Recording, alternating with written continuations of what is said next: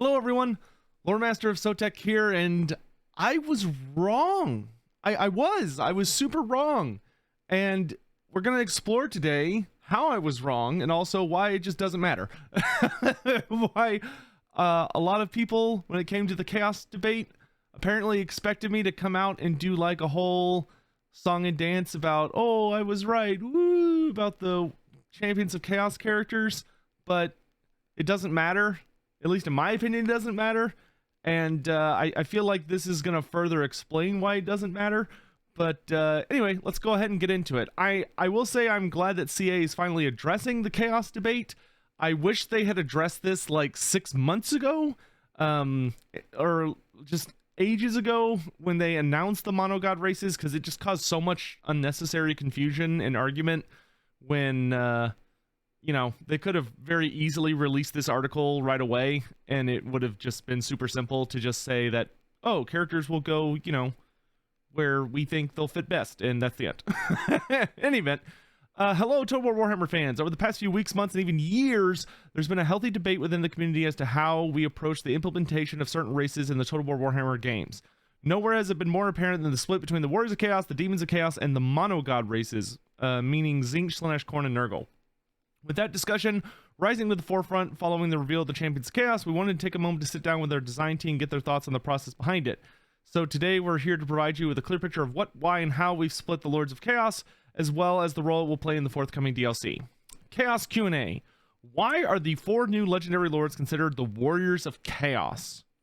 With this being the first Warriors of Chaos Lord pack since 2015, we wanted to reintroduce this iconic race in a way that was befitting to their infamous world-ending reputation. To that end, introducing 4 legendary lords, each of whom is aligned with one of the 4 Chaos Gods, was a flavorful way to start, particularly given that we've already have 2 undivided lords in the form of Archaon and Kolek. Beyond the flavor that each champion could bring to this lord pack, we found that several design elements aligned exceptionally well with the revamped Warriors of Chaos mechanics. For instance, the vision for Azazel was that he's been sent out into the world to find and lure promising undivided champions into devoting themselves to Slaanesh. He's basically an evil talent scout, a role implied as far back as Morcar the Uniter, who may have been persuaded along his path to become the first ever chosen way back in the days of Sigmar. Okay, so let's talk about Azazel real quick for a moment. I have a video that I'm working on right now that's like basically Azazel's entire backstory, because it's really, really interesting, and I just want to talk about it. And in that video, we're also going to talk about some other Slaanesh characters, being Stirkar and Dakala, because one of the things I found very unusual was that they picked Azazel for the Slaanesh character. I think I'm not the only person that was kind of confused by that choice, because Azazel, when you read a lot of his storyline, he is often referred to as the captain of Slaanesh's demonic legions. He's heavily implied to not really leave the realm of chaos crazily often, and spends a lot of his time ruling to, I believe, the east of the Vale of Creatures. But I do like what they're doing with him, and I do think they made the right decision, and we'll kind of get into that more down below. But this is true. Like, Azazel does have a reputation as kind of being a corrupter of men for Slaanesh.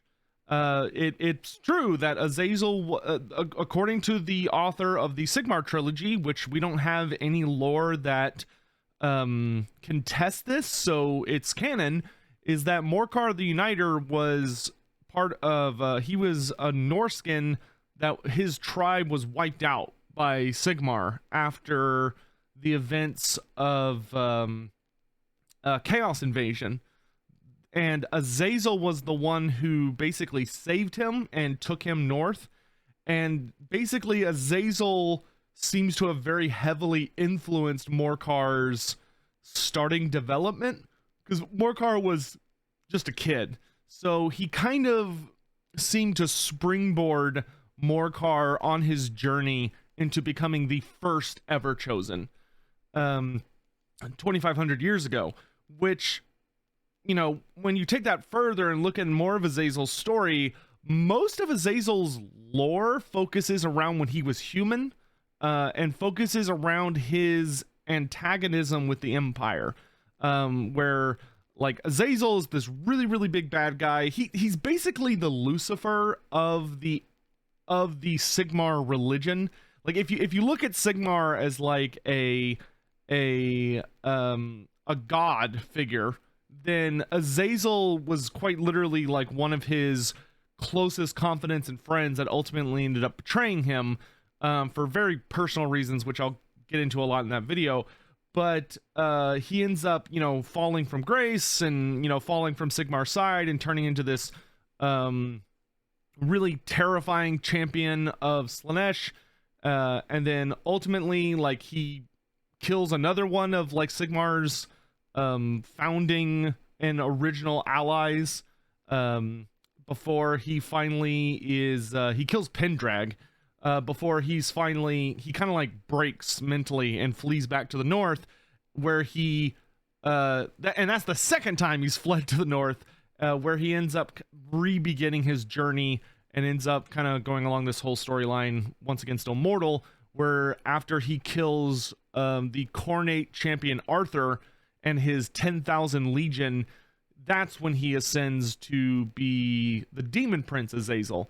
But most of Azazel's like notable storyline does take place as a mortal, revolving around leading other mortals. We don't actually get too many stories. I actually can't think of a single story that we get about him leading an army of demons. Most of the time we see Azazel, he's leading an army of mortals, or he's influencing mortals. You know, we have stories of him influencing Morcar the Uniter. We have stories about how he led an army of Northmen down either with or around the time that Morcar invaded, where it was the first time he had shown up in the old world in his demon form, and he fought Sigmar, and Sigmar ultimately defeated him and kind of imprisoned him in like a big crack in the ground for a while, before he finally got busted out and managed to flee back north. But he really is this corruptive influence. He's this character that, like, even in his demon form, every single story we have about Azazel is about mortal men going to fight him and basically being rendered completely senseless by his divine beauty. Which, to be noted, because I keep seeing this being brought up, that like Slaanesh, when it comes to beauty with Slaanesh, it's not like it's not a super obvious thing. Like, Slaanesh has this whole thing about divine beauty in the sense that, like, it's a beauty that has a sense of wrongness to it, or it's this really mind perception warping nonsense. Like Azazel, when you look at him, you go, how would anyone find that beautiful? Well, you have to be there to really understand it. Like, yes, Azazel to us looks very, very monstrous and freaky, but that's because we're not in the universe with him, and we're not being affected by the full kind of beguiling lure that revolves around him, his hypnotic gaze and the miasma that kind of distorts the way you would see him. It's much more of like a warping of your perception of reality than it is him being genuinely divinely beautiful from a typical perspective.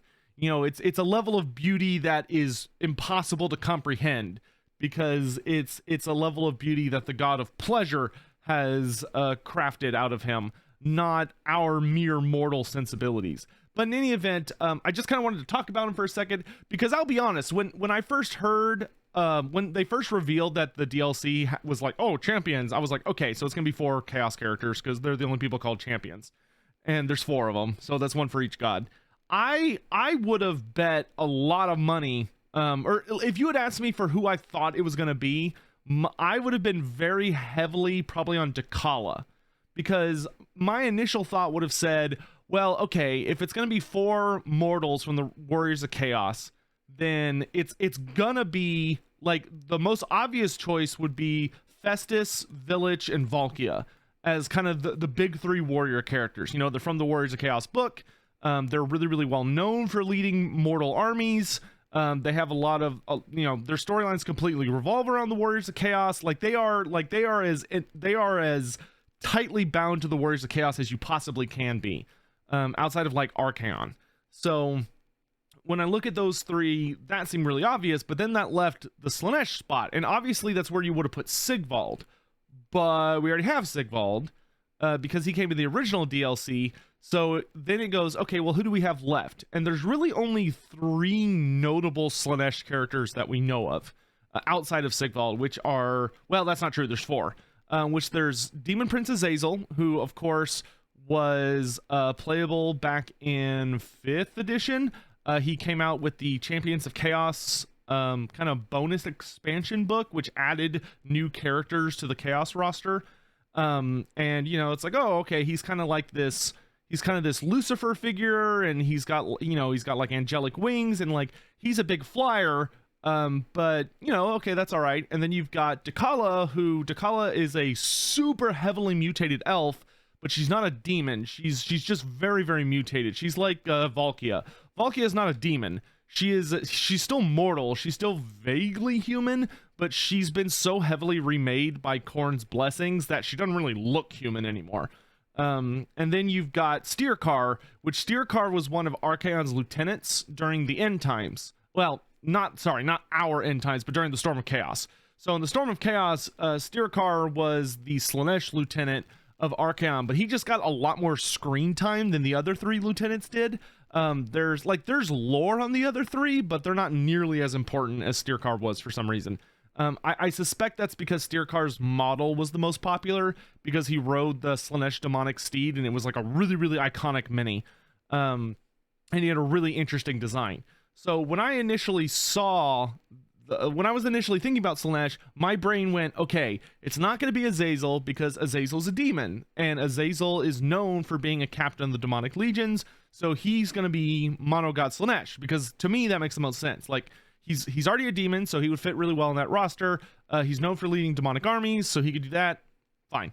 And then I thought, okay, so it could be Steerkar, but I don't think it's going to be Steerkar because he's too similar to Sigvald, at least for like right now. Like him and Sigvald, you know, they're both just guys. Like Steerkar, he's like Sigvald in that, you know, they're both just very normalish mortal dudes. Though Steerkar is much more like Pinheadish. Like he's much more like piercings and crazy tattoos and like wild hairstyle and like really crazy armor, and he's very spiky, and of course he rides like a really cool mount. And then that left Dakala. So I figured, oh, it's going to be Dakala, because Dakala would make a really good parallel to Valkia. So like if you have Village the Curseling and Festus the Leech Lord as a parallel, that works really well because they're both pretty caster heavy infantry characters who like represent really well represent aspects of their god. So like they make really good parallel. And then if you had Valkia and Dakala, I figured, oh, they would make a really good parallel because they're both like really close to being demon princesses, but they're not. They're still mortal for different reasons, but like they're both heavily mutated, and they're both like really crazy looking, and they're both ladies, so that would be like a really cool dichotomy. But here's what I didn't think about, and here's ultimately why I think they did Azazel, which we'll it actually talks more about it down here, so we'll circle back to that. Let's go ahead and keep going. For some characters, it would be very hard to find a niche for them in the Monogods roster. Festus is a good example. He's a durable Lore of Nurgle spellcaster who's a master of brewing plagues. But how do you make him interesting alongside Kugoth, who's better at those things in addition to throwing exploding Nurglings? The answer is, put Festus in the Warriors and you've immediately got a combination of features that's entirely unique. I do agree very heavily with that one. Festus the Leech Lord and Kugoth Plaguefather are just way too similar to each other to have them in the same roster. Those two gotta be in different ballparks because they do too much of the same thing. Finally, this approach allowed us to push the quality of the pack far higher than we could have otherwise. Having the whole team laser focused on a shared feature set meant that every single playtest, improvement, and bug fix benefited all the characters rather than one. It needs to be stressed, though, that even in this context, our goal is to create 4 Warriors of Chaos experiences that feel like essentially Monogod, much in the same way that Wolfheart and New Volkmar feel like Empire factions, even though they don't share the same mechanics as Karl Franz. These are true hybrids, drawing a ton of flavor and gameplay from their relevant Dark God. They'll be fully capable of running armies that will look very much like the ones you'd see when playing as the relevant god-specific race, but with dragon ogres. So, and they've kind of shown that, and that's kind of been my big thing of why I don't think it matters. And the moment I started getting like whiffs of that, like the moment I started kind of like figuring out little things about how they were going to do these warrior chaos characters, where they were going to give them like hybrid mechanics, and they were also going to have a lot of roster sharing, that's to me when it was like, okay, this literally doesn't matter. Like I used to care a lot about there being this massive divide between the Demons of Chaos and the Warriors of Chaos, because that's how I was used to it on tabletop in 8th edition, which is what this game is primarily based on. And in 8th edition, like the Demons and Warriors were very distant from each other, but the Demons of Chaos were a united race, whereas the Warriors of Chaos were a united race. And like you didn't have Monogod as a concept. Like you could take, you could like run allies, I guess, together, but like the rosters were their own things. So I mean, that's just how I'm used to it and how I prefer it. That being said, like I don't have a problem with the monogods. I enjoy them. So let's go ahead and keep going with this next section. So where does this leave the monogod races? It's important to state the new DLC characters existing within the Warriors of Chaos race does not prevent us from adding mortal characters to the monogod rosters. This is something we confront on a DLC by DLC basis. In some instances, mortal characters might fit better alongside a demon-focused roster or the monogod mechanics. In others, the roster might end up with wildly different bespoke feature sets more appropriate to the given faction. Don't worry, there are plenty of exciting characters who will be joining the monogods in the future. It's worth stressing that this pack still massively transforms the monogod playstyle. In some cases, their rosters are almost doubling in size, with each god gaining a new hero and 2 lords to lead their armies, topped off by the ability to convert mortal lords into demon princes. Even older heroes are getting updated, with cultists now able to ride the new war shrines into battle as mounts. Combined with a ton of balance changes in the new Immortal Empire starting positions, we're pretty sure the monogods will offer a ton of fresh new experiences. So that's really good to know. Like if you're going to play Nakari with Slaanesh, you're still getting, the Chaos Sorcerer Lord of Slaanesh, the Chaos Demon Prince of Slaanesh, and the Chaos Exalted Hero of Slaanesh, along with all the new marked units. That's a lot of content. If you're playing Nurgle, you get the same thing. If you're playing Khorne, you're going to have the new Chaos Lord of Khorne, the Exalted Hero of Khorne, and the Demon Prince of Khorne, in addition to all the marked units. So like, they're going to be getting sizable buffs to their rosters. Once again, as I've been saying, it just doesn't matter. Like their rosters share so much. The differences between them are they're important, but they're very, very thin. Where we'll talk about it more in just a minute. I want to get to the end of this. All right, so why are there 2 Slaanesh legendary lords in the Warriors of Chaos? With hindsight, everything is much clearer. It's fair to say that if Sigvald hadn't already been in the game since 2016, he would have undoubtedly been the Slaanesh champion in Azazel's place. Beyond that, we wanted to ensure that all 4 of the Dark Gods had representation within this pack in order to provide you with a larger variety of legendary lords to play with. Plus, we really like the Swiss Army knife dynamism, is that a word, that Azazel brings to the roster. Ultimately, our aim has been to ensure that both Slaaneshi lords offer a distinct play style. As Azazel is a demon prince, he has a narrower choice of units to recruit from, solely focusing on undivided and Slaaneshi units, while Sigvald has the potential to branch out into units from all 4 pantheons and undivided. That's not to say you'll see Sigvald leading armies of screaming Khornate berserkers or festering Nurgle worshippers. Due to the dark authority system see below, Sigvald's own personal retinue will maintain a distinctly Slaanesh flavor, and he'll need to do some delegation to others to effectively maintain units devoted to other gods. So even though there's only 1 lord in a Slaanesh race, you've got 3 very different ways to play Slaanesh themed campaigns. Well, okay, so the thing I want to talk about here that I think this point brings up, and they don't exactly say it, but I understand, I think, based on this, why Azazel is with the Warriors of Chaos. I think from a lore perspective, I would argue that Azazel fits better with Mono Slaanesh than he does with the Warriors of Chaos, but I think he brings so much more gameplay-wise to the Warriors of Chaos than he would to Slaanesh. And the reason I think that is him and Nakari actually have a lot of overlap, and compared to like him and Sigvald, because ultimately the biggest difference between Azazel and all of the other mortal Slaanesh characters, Azazel's a wizard. And the thing is that in Warhammer Fantasy, to my knowledge, Slaanesh does not have a wizard special character outside of like the demons. So Nakari and like the mask. I think the mask is a wizard. Pretty sure she is. And Azazel.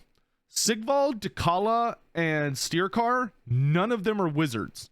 They're all pure combat characters. That's it.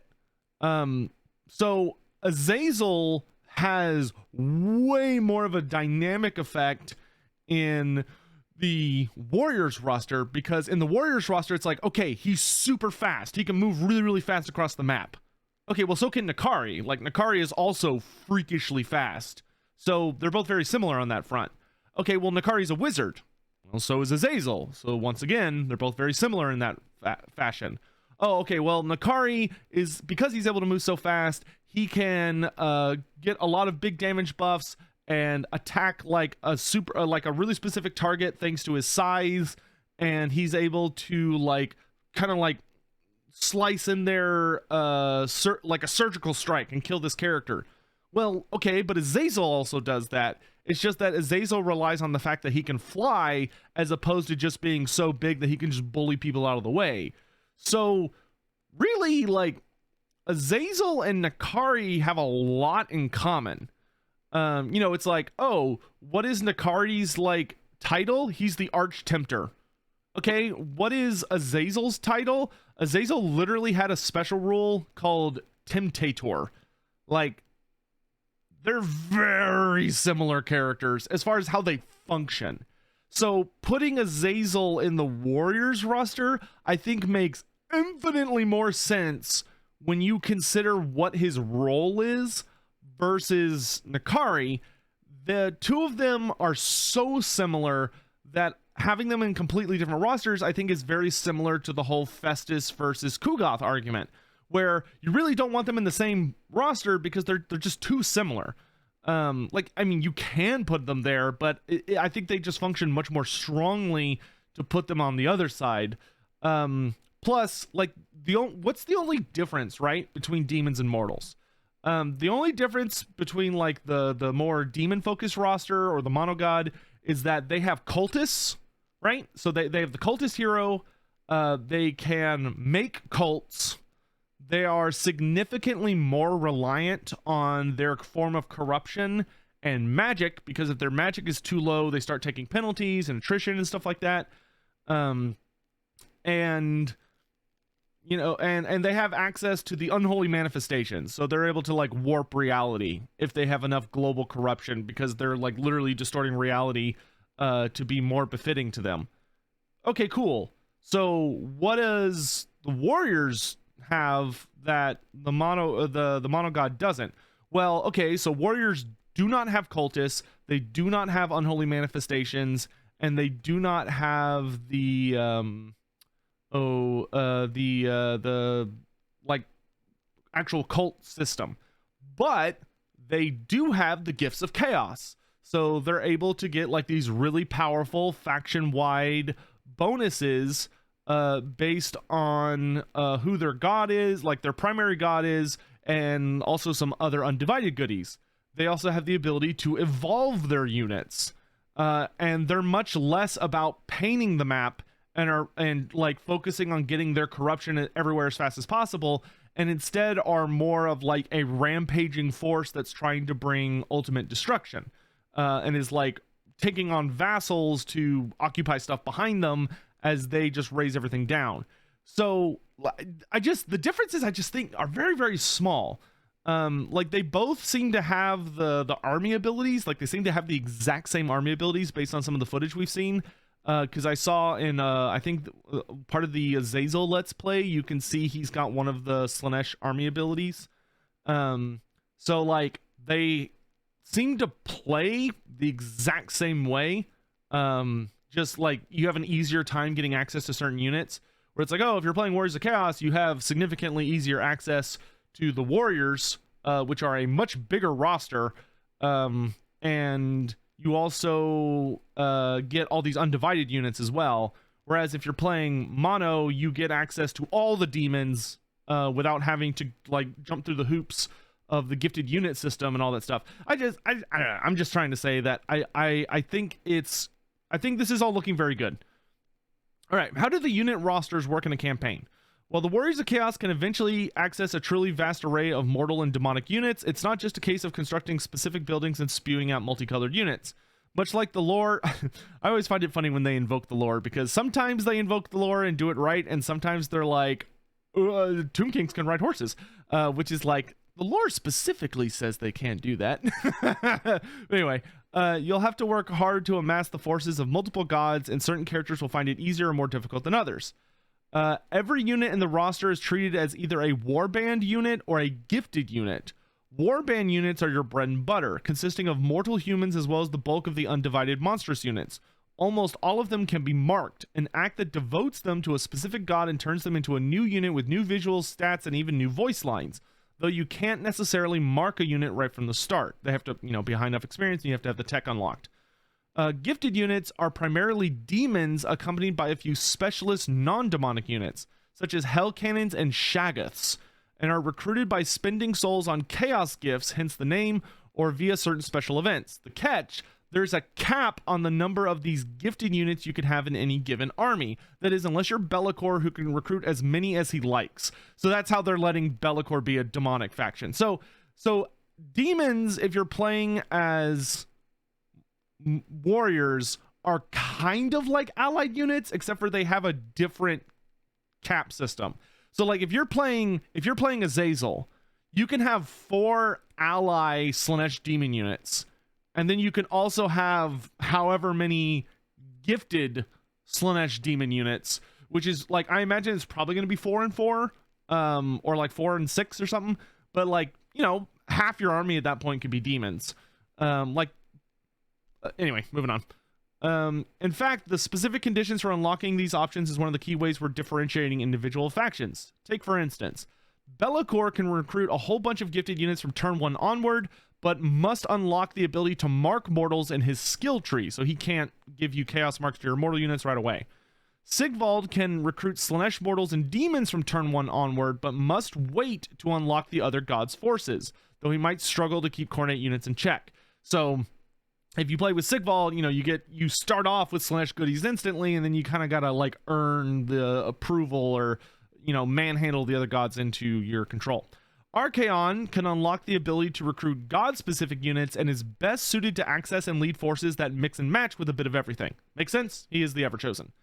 Kolek will have the hardest time getting access to god-specific units, but he has easier access than anyone to Dragon Ogres and Dragon Ogre Shaggoths. Makes sense. Great. Cool.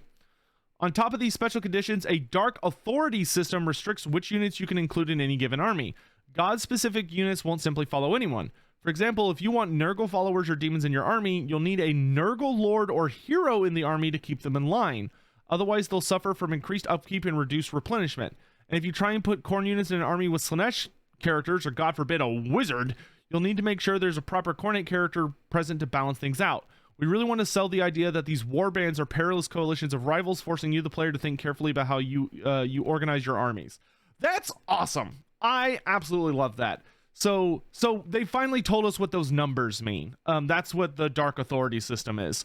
So basically, depending on what characters are in the army, they will give you points towards a certain allegiance.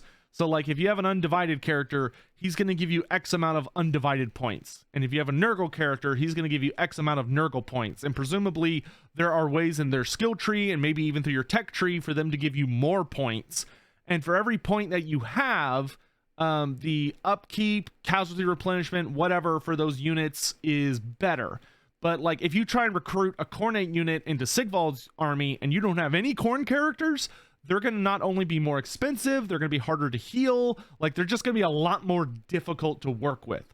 So if you're like, oh man, I really want to have an army that's all for gods. Well, then you probably want to play Archaon, because it sounds like Archaon's going to have ways where he gets buffs to all 4 gods in his personal army through his own buffs. Like, I bet Archaon doesn't need a lot of other characters to take all 4 units, because he can kind of specialize in everyone. Whereas if you're playing like Festus and you're like, man, I would really love to have some, I don't know, I'd really love to have some or maybe not Festus's personal army, but like, I'm playing a Festus campaign. I have a Lord who's undivided, and I would like to get some units that are not Nurgle. Then you're gonna want to have like a character that allows you to have, you know, a better situation there. I think this sounds like it's probably going to be more of a thing for the undivided focus characters, so kind of like Sigvald, Archaon, Kolek, and Be'lakor, where it sounds like they're going to have a lot more options as far as like what they can upgrade their units into versus the Champion of Chaos characters, but we'll see. What's so special about the new DLC lords? Comparatively, the 4 new DLC lords are almost akin to a sub-race within the warriors. Lords that are more closely aligned to their specific god and thus limited in their access to the full suite of marked units in lieu of their... Yeah, okay, so these are completely different sections, which is why they talk about that, I think. So, like, Kugoth probably can only... Like, his faction can probably only get... Yeah, they say it right here. So he can only get Undivided or Nurgle. If you're playing a Festus campaign, you just flat out can't get Tzeentch units. But you know, you have better tools to do that with. Thus limited access to the full suite of marked units in lieu of their patron god specific units alongside the Undivided. To accommodate this sacrifice, they instead get a variety of specialist advantages. They can start marking mortals and recruiting demons from turn 1, and will find it both easier and cheaper to do so. They share a uniquely structured tech tree, about half of which is built for their particular faction, that allows for more specialization in god-specific units and mechanics. They spread and benefit more from their own god's corruption, but are actively penalized by the corruption of an opposing god. They get access to their god's battle mechanics and army abilities, and they get versions of certain campaign features belonging to the main demon faction. For example, Festus can brew and spread plagues, but they have slightly different effects to Kugoth's plagues, and he also can't use a cultist to spread them. So, okay, so I actually really like that. So the new DLC characters are more like Monogod warriors, and then you have like your classic warriors with Sigvald, Be'lakor, Kolek, and Archaon, and they can have like everybody, but they gotta earn it. Like, it sounds like, you know, they've kind of talked about that if you're playing one of these other characters, you don't get to mark your units right away. So like, if you're playing a Kolek Suneater campaign, you cannot mark your units at the start of the campaign. You just can't. You have to go into your tech tree or your skill tree, one of the two, and you have to find whatever it is that allows you to be like, okay, now you could give your units Nurgle marks. And on top of that, it's going to be more expensive. Whereas if you play Kugoth, turn 1, you can immediately start marking people once they are the appropriate level, and then you move through your tech tree to unlock, you know, higher ranks of unlocking better marks for like better units. There's also a ton of other variations we've made where appropriate. For example, vassals belonging to DLC lords will take on certain attributes from their masters, spreading their favored corruption and gaining thematic bonuses in battle. They've even got unique ways to keep their troops in line. Festus, as an example, can get more Nurgle authority by bestowing his armies with plagues, making it easier for him to put Nurgle troops in undivided led forces. Hey, that's great. So Kugoth can literally infect his armies with plagues to make it better for your, to make your Nurgle units even better, even if they're being led by undivided characters. That's great. All in all, we've tried to make these 4 champions feel different to the rest of the Warriors of Chaos. Our dialogue engineers have even gone so far as to ensure that units in these characters' armies use different voice lines when led by one of the characters. You'll hear Marauders and Warriors and chosen Azazel's army shouting about their allegiance, not just to Slaanesh, but to Azazel himself. Hey, that's kick-ass. On top of all of that, they also participate in a brand new campaign set in the Realm of Chaos map, which offers a dramatic narrative following the main army's Urson storyline. It's a nifty alternate take on the Rift system, one with more control in the lead up to a truly epic final battle. What about Confederation? Initially, the team were aiming for Archaon at minimum to be able to confederate all the Warriors of Chaos. However, there were some significant technical and balance issues that we were unable to resolve in time. We had to implement... to implement the rest of their feature overall. Given the technical issues, we were concerned that launching with Confederation enabled could jeopardize the core experience of the Warriors of Chaos. As such, we chose to disable the option for the initial Race of Immortal Empires. With that said, we know this is important to you and we'll be looking to enable some form of Confederation for the Warriors in a post-release patch. We'll talk more about how we'll aim to accomplish that feat in the future. Great. Coming soon. We hope this offers clarity into our design process and helps you understand where our 4 newest legendary lords are landing in the Warhammer 3 roster. As mentioned before, there's still room for adjustment changes, so we look forward to hearing what you think when you get your hands on them in August. Check back this week or next week for another look at upcoming champion, as well as more details about Immortal Empires. Okay, honestly, I'm really happy with this article.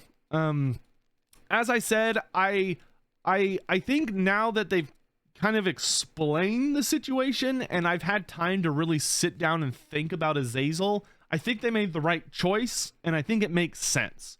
Azazel just operates as a much better tool for the Warriors of Chaos than he does for Slaanesh. Even if from a purely lore perspective, I think Slaanesh would have been a more appropriate home for him. However, one thing I wanted to do here, kind of towards the end of the video, is I wanted to make some predictions about future characters based on what we have heard now. So thinking about like, okay, we have characters that they kind of like operate on their own systems and they're known for having like these kinds of followers and they have like these kind of dynamics to their storyline. So where do I think some characters could go? I think this could just kind of be a fun exercise and I would love to hear y'all's predictions, like if you agree with my thoughts or if there are characters who I'm about to name who you think no, that's ridiculous, it'd be somewhere else. So I think it's safe to say that all of the demon characters, so not demon princes specifically, but just demons, are going to be Monogod. So like Epidemius for Nurgle, Skull Taker for Khorne, the Blue Scribes for Tzeentch, and the Mask for Slaanesh. Like I think that's just easy slam dunk. You know, those aren't going to be Warriors of Chaos. That wouldn't make any sense. So we know there's going to be demon characters. Okay. So then that leaves us with the mortal remaining characters for a lot of these gods, of which there are a ton, depending on like how far out you're willing to zoom the camera, because some people like see a character mentioned in a single book and they're like, boom, that guy should be playable, even though he never shows up in an army book, is never mentioned in an army book, and only exists in this one Black Library book, but I still like him, so like, fuck yeah, put that guy in. And that's totally fine, that's valid. I will say the characters who I foresee being potential are the following, and here's how I think they're going to end up. So looking at Slaanesh, Steercar, I think we will get him eventually because he would be the only Slaanesh character that could ride a mount, which would be really interesting and, you know, allow you to kind of have like a more cavalry focused lord. I think Steercar will be Warriors of Chaos. Like he's one of Archaon's lieutenants. He's one, like his whole thing is that he rides on a demonic mount. And he, you know, he never ascended to demonhood, and he's known for being one of the lieutenants of Archaon, so he should be in the same faction as Archaon. I would even probably go so far as to say I would put him more on like the Sigvald side of the Warriors of Chaos, as opposed to like the mono Slaanesh warriors with Azazel. So I would have him more kind of over with Sigvald, where he's able to get units from some of the other gods, because like, you know, he's one of Archaon's lieutenants, so I can kind of see the argument. But I'm not super worried about that particular issue. Like it could be that the only reason Sigvald is staying like full undivided like that is because they're like, well, Sigvald was part of that original DLC, and like, so we're just gonna we're just gonna like keep him there. So for the sake of consistency, let's say he's going to be more like Azazel. So he's like he's like mono Slaanesh Warriors of Chaos. That's where Steercar is, Warriors of Chaos.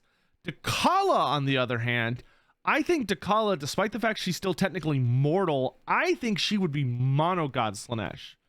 And the reason for that is that Dakala, while Dakala is known for having this like legion of followers, Dakala is much more about genuinely brainwashing people and doing like horrible things to people so that they become her slaves.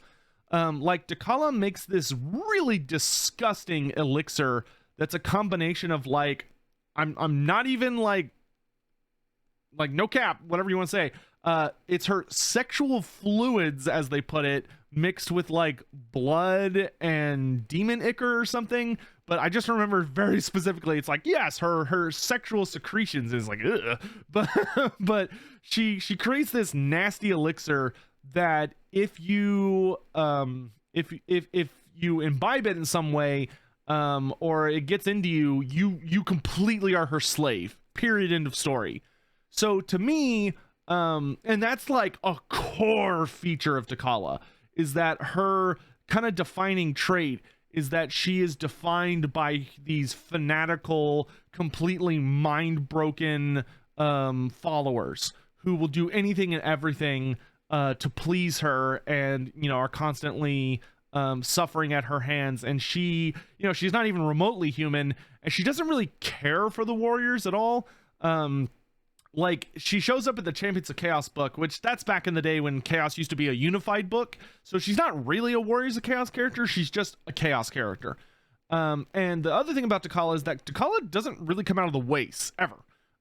Ever since T'Challa turned into her mutated form, she basically fled into the Chaos wastes and has like never left.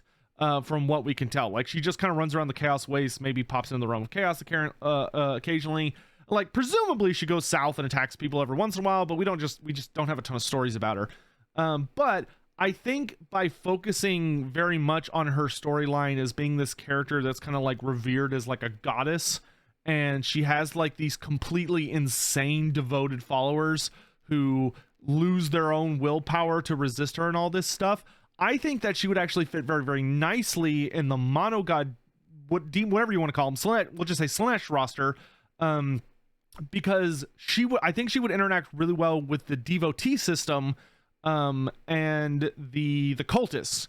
This idea that there are cultists that, she gets all these crazy bonuses to establishing cults in places because they take, pieces of her elixir or whatever with them, and they kind of like spread it around, so she gets these fanatical followers in all these different places. And I feel like T'Challa should be much more focused on concepts of corruption, devotees that she spends for like events and power, and really spreading a lot of Slaanesh's divine authority. She is a very, very beloved creature of Slaanesh and does a lot of things to get his attention and to unleash his godly wrath. But the reason she isn't a demon yet is because of her husband, Samael, who is the first or one of the first ever demon princes of Slaanesh, and is a very, very scary character who actually has a significant amount of lore. I'm surprised more people don't talk about Samael, but Samael made a bargain with Slaanesh where when he married T'Challa, T'Challa started getting like all these gifts from Slaanesh because Slaanesh was really, really pleased with her, and Samael noticed she was on the path to demonhood, and he got really jealous because he wants daddy's attention all to himself. So when T'Challa realized that he was probably going to kill her because he was getting jealous of her getting attention from Slaanesh, she ran away, and that's when she fled into the wastes. And Samael was like, "Bring my wife back to me," and Slaanesh was like, "A, don't tell me what to do, how dare you?" And Samael was like, "Oh, I'm so sorry." And Slaanesh was like, "B, however, you're still my favorite, and I'll tell you what, as long as you live, she will never become a demon.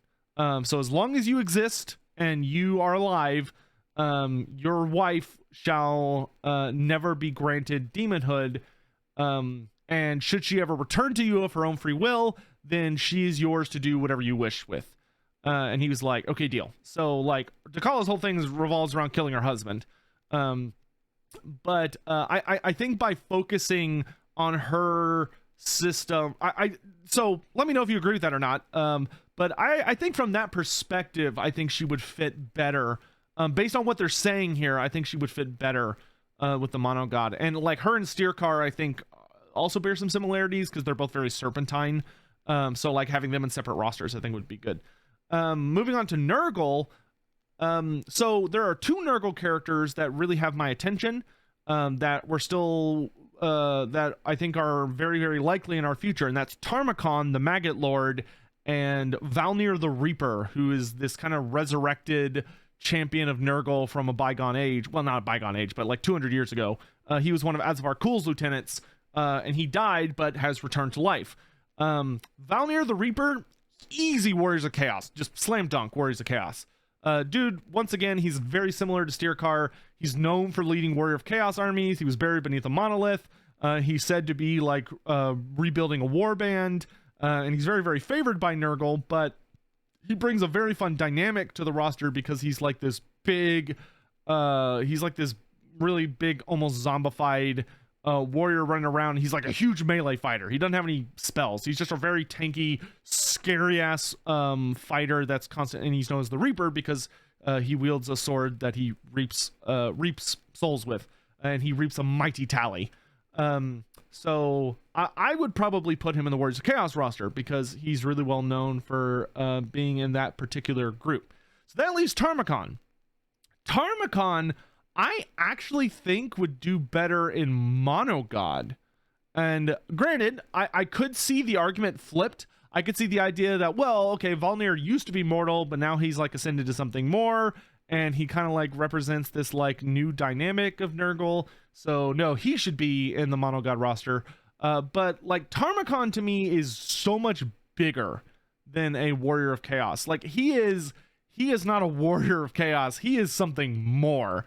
You know, Tarmacon's roster is literally a mono roster that involves beastmen, demons, and warriors. And he brought like new types of demons and new types of warriors.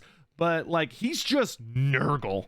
Like, he's not about the warriors. He's just about Nurgle. He's the most Nurgle that has ever existed on the face of the planet. Like, I honestly think the Glot can do a worse job of really like evolving Nurgle than Tarmacon did. So Tarmacon I would put in the Monogod roster. You know, and he really brings like all this super crazy badass Nurgle shit to the fore. Obviously, you know, you would see things from his roster show up in the Warriors of Chaos for Nurgle roster. Like I could see Toad Dragons being allowed to be ridden by Chaos Lords of Khorne, for instance. Chaos Lords of Nurgle. But like you have Chaos Lords of Nurgle in the Monogod Nurgle roster. So you don't have to put them in the Warriors of Chaos roster in order for the Chaos Warriors to play with those toys, right? So I would actually put Tarmacon in the Mono Nurgle roster because that's just purely what he's about. He's much more about the demonic servants and the just everything Nurgly. He had very, very little, if any, undivided troops in his army.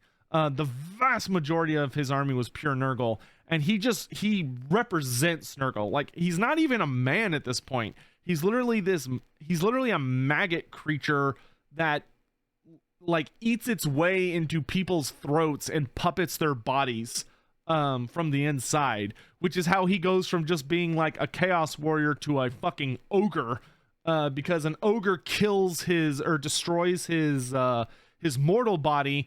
And as the ogre is exhausted from killing that version of him, Tarmacon eats his way out of that body and attacks the ogre and eats his way down his throat to take over the ogre's body. And suddenly he's really big and scary now. So I really think Tarmacon would fit much better in the Mono Nurgle roster. And then you have Valnir the Reaper in the Warrior roster. That would be my assumption. But then then you go like, okay, well, what if we did get the End Times characters, right? What if we did get the Glotkin and the 3 Magath Riders and, or the Magath Lords and, Tentacle Boy. Damn, I can't remember his name. The Kraken Lord. And I am just completely blanking on his name right now, but you know who I'm talking about. The way I would separate them, I would take the Magath Riders and I would put them in the Warriors of Chaos roster. I would take the Glotkin and put him in Mono Nurgle. He's gotta go Mono Nurgle.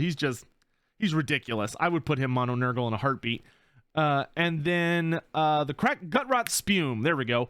Gutrot Spume, the Tentacle Lord or the Kraken Lord. I would put him in Norska actually, because he's a native Norscan and his whole thing is about leading like fleets of Norskins, and he's just all about Norska. Like he's very culturally about Norska. He's much more about being like a raider than he is anything else. He's not really much of a war leader as he is like a king among marauders. And like everything he does is very Norscan focused, and I think he would just make a really cool Norska character. So that's actually how I would split those characters up. When it comes to Khorne, who's really out there for Khorne? We have Arbal the Undefeated. Arbal's tricky. Arbal, I think, is actually very tricky, because he is a big, scary Warrior of Chaos character, but at the same time, he rides on a giant flesh hound. And it's like, I don't know. He is very well, like, he has a lot of that warrior aesthetic, but he also vanished into the realm of chaos like thousands and thousands of years ago. I mean, Arbal the Undefeated left reality like 4,000 or 5,000 years ago. He's been gone, or I think longer than that, actually. He's been gone forever.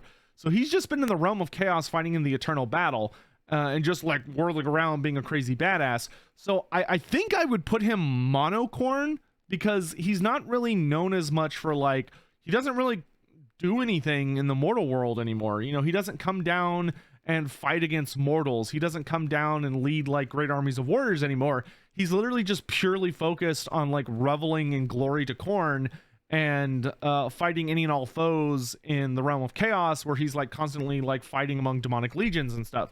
So, and I feel like he kind of represents more of that pure essence, and he just doesn't interact with the warriors of chaos that much because he just doesn't interact with the material world as much.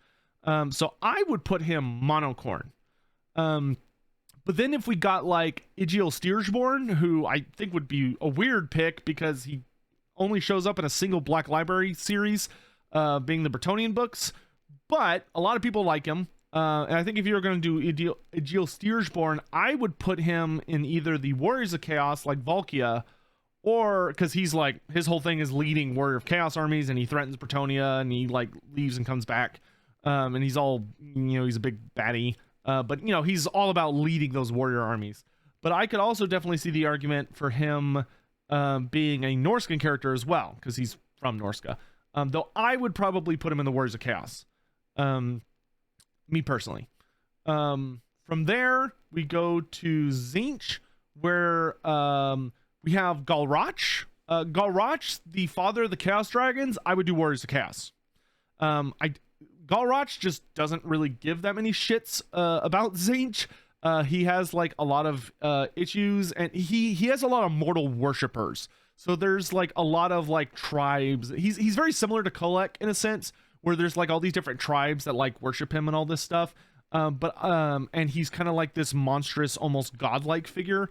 But I would put him in the Warriors of Chaos so that he could really like revivify and bring a lot of exciting dynamics to the Chaos Dragons. Maybe give us unmounted Chaos Dragons as a unit option, at least for his roster. And you know, he would be like this monstrous Tzeentch caster, which you wouldn't really have otherwise. So I'd put him there. Then Egrim von Horseman has to go mono Tzeentch. Egrim has to be mono Tzeentch. And you may go, okay, well that's weird. Why would you put Egrim von Horseman, who's literally a chaos sorcerer lord riding a chaos dragon, into mono Tzeentch, while you put the biggest, baddest chaos dragon into the warriors? And here's my logic. Egrim von Horseman is not known for leading armies. What he is known for is cults. Everything about Egrim von Horseman purely revolves around cults. It's cults all the way down, baby. He's known for, like, his whole thing is the Cabal. And the Cabal is literally a super cult of sorcerer lords of Tzeentch that run around trying to manipulate all other wizards. Their whole purpose, like his big storyline, his big focus currently, is that he wants to corrupt the colleges of magic in Altdorf so that they fall to Tzeentch. Like, he's all about corruption. He's all about cults. He controls so many cults. Like, he controls the Purple Hand, which is like one of the biggest cults ever in Warhammer Fantasy. Like, his whole thing is being this Machiavellian puppet master behind the screen, who's manipulating people, and he's just all about cults. So he's gotta go mono Tzeentch, because that's where you got your cultist heroes, and that's where you got your actual cult system, where you have cults popping up everywhere. And I think I would just invest very, very heavily into cult stonks for Egrim von Horseman. Like, he's got to be all in on the cult system and have like a bunch of really cool, unique mechanics that interact with that. But they have to do that with him. You have to. But all right, I think that's pretty much everyone. If you're wondering, like, oh, he didn't mention like the Changeling or Karanak, the three-headed hound, that's because I think those should be legendary heroes. I don't think they should be legendary lords. Like the Changeling, I think would be much cooler as a legendary hero who has like a unique mechanic that allows him to literally like copy people. which as a general I think would be weird. But I don't know. He's much more known as like an agent than he is anything else. Like, he never really leads armies. He usually appears by himself every single time we ever see him. And he just like is operate like, even Zinch does not know what the changeling is up to most of the time. He's too busy being a little shit. So him leading armies is just really weird to me. And then Karanak can't talk. Karanak's a literal dog. He's a best boy. He's a great boy. He's a good boy, but he's a fucking dog, dude. Karanak can't lead armies. Like, what's his general speech would literally just be him barking at people. So I would definitely make him a legendary hero as well. And then you have like Scylla Anfengrim, who is the Chaos Spawn character from Norska, who is a Cornate Chaos Spawn from Norska. And I would just make him a Norscan legendary hero, because like Norska, like, while you can dedicate yourself to a god, like, you're not really purely bound down by one god. You know, they're much more of an undivided aesthetic. And Scylla Anfengrim is like, he's a chaos spawn. He doesn't give a shit who he serves. Like, all you have to do is hold the leash and make sure he's well fed and point him in a direction. As long as he gets to kill for corn, what does he care? So I just think he would make a really cool legendary hero for all of Norska to have access to. Alternatively, you could make him a legendary hero for the Cornate factions, but maybe even just the Warriors of Chaos Cornate. But I think like Norska could use like some really fun legendary hero characters that are not purely invented for their god specific. Like Kilgore Slaymaim is cool, but I think that Scylla Anfengrim is kind of more of like he's a big name. And he's just literally a big stupid monkey creature, reptile thing. So, you know, he doesn't give a shit. He just screams kill for corn and runs over people.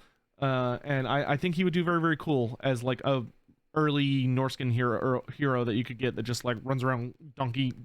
You know, if you play Smash Bros and you'd play when you were a kid, and there'd always be that one super annoying asshole who'd play Donkey Kong and just down B the entire time and just keep hitting the ground. Yeah, that's basically Scylla. In any event, I hope you all enjoyed this video. I talked for a really, really long time, but this was a really important issue to me. I became kind of synonymous with this whole debate, and I don't know. I find it really stupid. I just wanted there to be demons of chaos, which they don't really exist in this game. And it's unfortunate, but I've made my peace with it. I will say that one of my biggest hopes is that after they launch Immortal Empires, I'll make a video about this once we've actually launched the game. But one of my biggest hopes and praise, or whatever you want to call it, is that we can adjust Be'lakor just a little bit when he comes out. I've kind of been like having some, I've had like some emails back and forth with a couple of folks over at CA about Be'lakor, in that like there will never ever be another Demons of Chaos character, to my understanding, because the Demons of Chaos are not really the Demons of Chaos, and naming them that was kind of unfortunate, because they're not the Demons of Chaos, they're just Daniel. Daniel is never gonna have a second legendary lord in his race, because he is the point of it. He's an experiment. Like, he's a you know, build a demon prince, build a bear character. There's no tech tree, there's no systems. Everything revolves purely around him, which I have come to hate. I'm gonna be honest. I really hate what they did with him, as far as like how his faction is designed. I like the like creating your own character aspect. I think they went too hard on it, because I think not giving him a tech tree, not giving him the ability for his characters to actually like interact with their armies better. Because like, if you build an army with Daniel and you try and build like a mixed roster, the lords don't function very well, because like all of the characters are like, oh yeah, I buff my units, but I don't buff any other units. And it's like, so I'm being punished if I take mixed rosters with this character, which is super dumb. Anyway, so the thing I'm really hoping to do, and I could really use y'all's support on it, but once again, we'll talk about this more like after the 23rd of August, because right now they've got enough on their plate. But something I really, really want to push for is I would like to push for Be'lakor to get demon heroes and demon lords instead of warrior heroes and warrior lords, which they can do that. He can't have both though. He's got to have one or the other.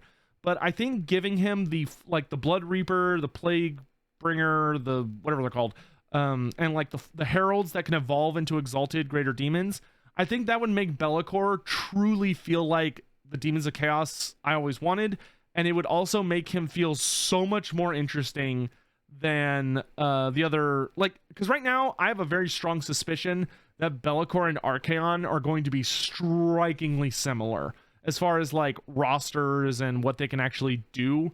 I think Be'lakor and Archaon are kind of both these like hardcore undivided characters that are going to just kind of be copy pastes of each other.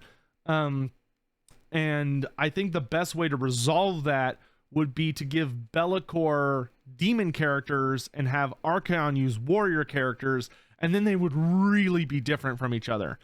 And the really cool thing about it is you might say, oh, well, how do we get demon princes? Because we know that a chaos lord or chaos sorcerer lord is how you evolve into a demon prince.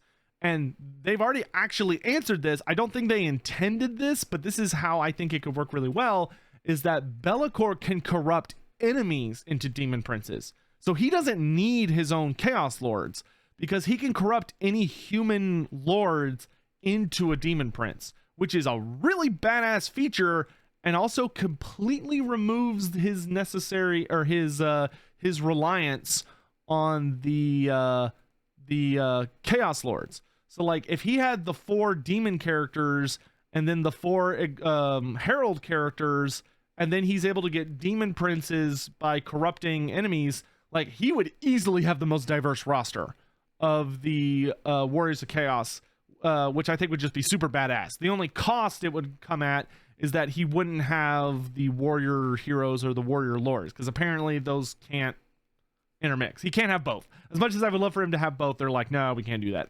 But anyway, let me know what y'all think about anything I talked about today, whether it's like the characters I mentioned. What roster do you think they should be in? Do you think I'm right? Do you think I'm wrong about those predictions?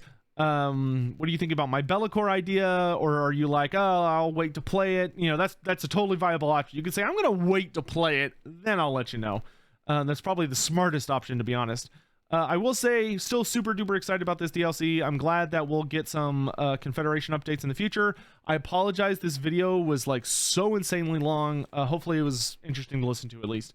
But I will see you guys later. By the time you're watching this, I'm already on vacation. So I will not be streaming at least until Monday when I get back. So hope you all take care, and I'll see you later. Bye, guys.